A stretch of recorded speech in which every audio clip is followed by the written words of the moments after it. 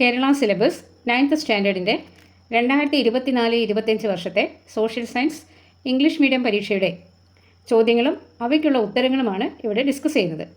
അപ്പോൾ തുടങ്ങാം. ടോട്ടൽ 80 മാർക്കിനുള്ള ചോദ്യങ്ങളുണ്ട്. 2.5 മണിക്കൂറാണ് സമയം. ഈ 2.5 മണിക്കൂറിൽ ആദ്യത്തെ 15 മിനിറ്റ് കൂൾ ഓഫ് ടൈമാണ്. കൂൾ ഓഫ് ടൈം എന്ന് പറയുമ്പോൾ മനസ്സിനെ ശാന്തമാക്കി പരീക്ഷയ്ക്ക് വേണ്ടി തയ്യാറാകാനുള്ള സമയമാണത്.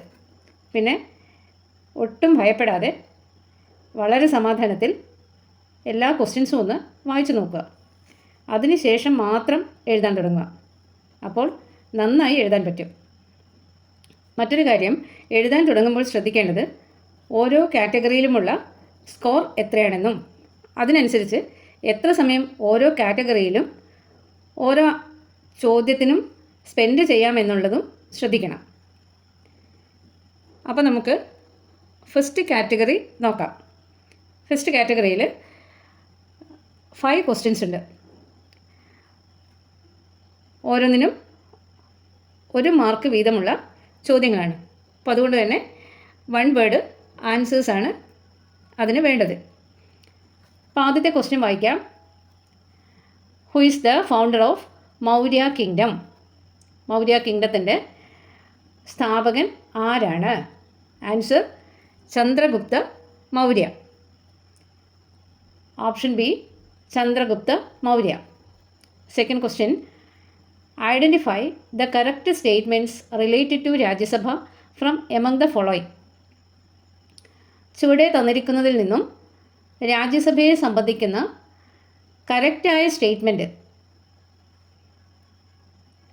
ഏതൊക്കെയാണെന്ന് ഐഡൻറ്റിഫൈ ചെയ്യുക. ആൻസർ ഓപ്ഷൻ സി ആണ്. അതായത് തന്നിരിക്കുന്ന സ്റ്റേറ്റ്മെൻറ്റ്സിൽ 1ാമത്തെയും 4ാമത്തെയാണ് രാജ്യസഭയെ സംബന്ധിച്ച് കറക്റ്റായിട്ടുള്ള സ്റ്റേറ്റ്മെൻറ്റ്. 1ാമത്തെ a permanent house. Rajya Sabha is a permanent house. 4th one, Rajya Sabha chaired by the vice president. ഈ 2 സ്റ്റേറ്റ്മെൻറ്റും രാജ്യസഭയെ സംബന്ധിച്ച് കറക്റ്റായിട്ടുള്ള സ്റ്റേറ്റ്മെൻറ്റാണ്. Next, third question, identify the place where the western ghats and eastern ghats join. Western ഗഡ്സും ഈസ്റ്റേൺ ഗഡ്സും join ചെയ്യുന്ന place ഏതാണ്? പശ്ചിമഘട്ടവും പൂർവ്വഘട്ടവും സംഗമിക്കുന്ന ഒന്നിച്ചു ചേരുന്ന സ്ഥലം ഏതാണ് എന്നാണ് ചോദിക്കുന്നത്. Answer option B Nilgiri hills. Option B Nilgiri hills. 4th question, which among the following was the major port of the Pallavas. ചുവടെ തന്നിരിക്കുന്നതിൽ പല്ലവ കാലഘട്ടത്തിലെ ഏറ്റവും മേജറായിട്ടുള്ള ഏറ്റവും പ്രധാനപ്പെട്ട തുറമുഖം ഏതാണ്? Answer option D Mahabalipuram. 5th question, choose the river which originates from the Aravalli mountain ranges and flows through the Thar desert. Aravalli പർവ്വതനിരകളിൽ നിന്നും originate ചെയ്ത് താർ ഡെസേർട്ടിലൂടെ ഒഴുകുന്ന നദി ഏതാണ്? Answer option A Luni. Aravalli mountain റേഞ്ചസിൽ നിന്നും ഒറിജിനേറ്റ് ചെയ്ത് താർ ഡെസേർട്ടിലൂടെ ഒഴുകുന്ന നദിയാണ് ലൂനി. അടുത്തത് നെക്സ്റ്റ്, അടുത്ത കാറ്റഗറി സെക്കൻഡ് കാറ്റഗറി 2ാമത്തെ കാറ്റഗറിയാണ്. അതിൽ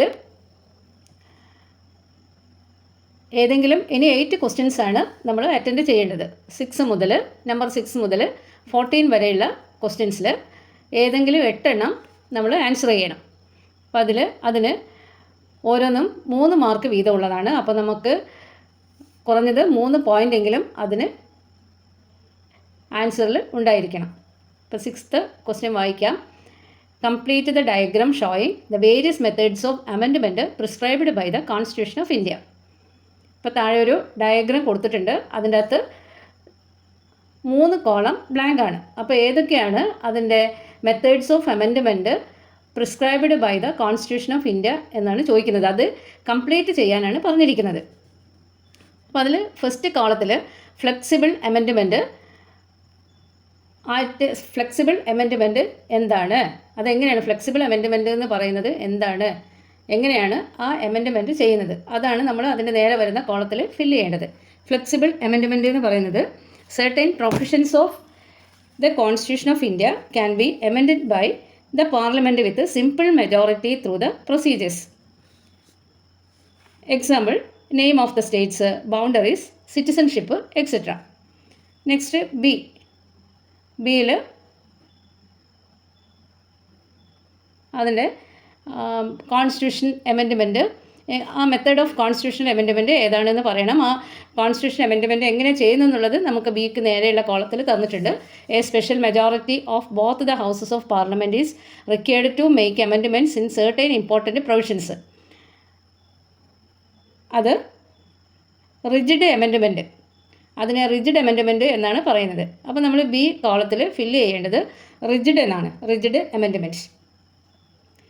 നെക്സ്റ്റ് സി കോളം ഫില്ല് ചെയ്യേണ്ടത് മോർ റിജിഡ് അമെൻഡ്മെൻറ്റിനെ പറ്റിയാണ്. മോർ റിജിഡ് അമെൻഡ്മെൻറ്റ് എന്ന് പറയുന്നത് some very crucial provisions can be amended only with the special majority of both houses of parliament along with the approval of not less than half of the states. Example, divisions of powers between centre and state, representation of peoples act, etcetera. Next, 7th question.